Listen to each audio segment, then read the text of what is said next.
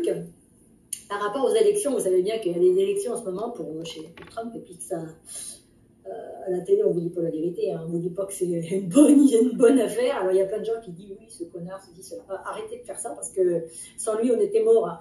C'est lui qui va nous sauver la vie. Il est en train pour l'instant de sauver son pays, mais forcément derrière, ça va suivre puisqu'on est tous sur le même truc. Hein.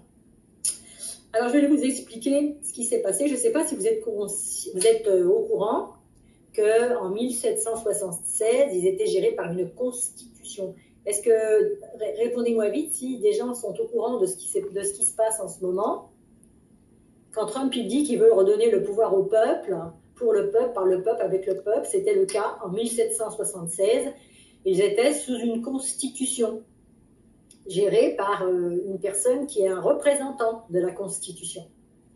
Donc cette constitution, elle concerne tous les États, les 50 États. Mais ça ne concerne pas le Washington DC qui n'est pas un État.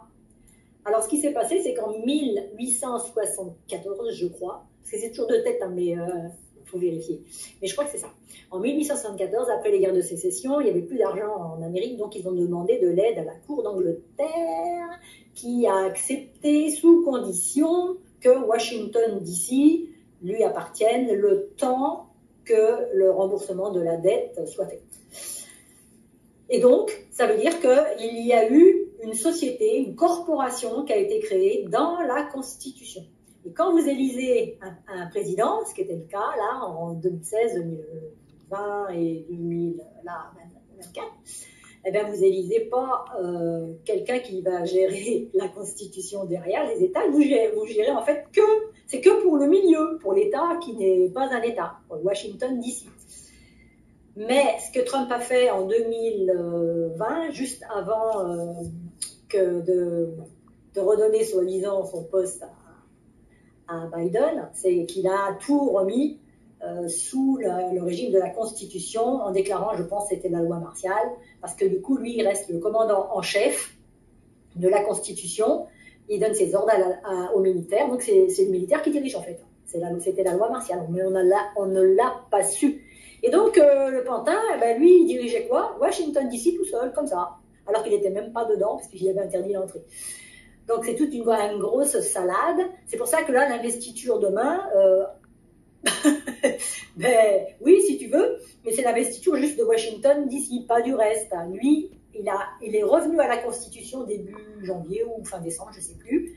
Et donc maintenant, là, c'est pour ça qu'il prend des décisions. Vous vous dites, bah, il n'est même pas président, il prend déjà des décisions, mais bien sûr, puisqu'il prend les décisions pour les États d'à côté.